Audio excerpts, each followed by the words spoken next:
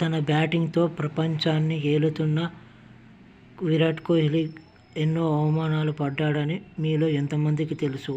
అవును, ఇది నిజమే.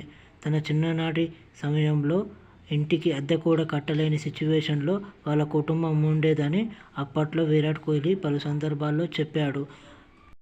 వాళ్ళ నాన్న ఎన్నో వ్యాపారాలు చేస్తే నష్టం రాగా ఒకానొక సందర్భంలో ఇంటికి ఇల్లు అద్దెకు కట్టలేక ఇంటి బయట సామాను పడవేశారని ఎంతో ఆవేదన చెందారు. ఆ కసితో బాగా ఆడుతూ వచ్చాడు. ప్రపంచంలోనే నెంబర్ 1 క్రికెటర్గా ఎదిగాడు.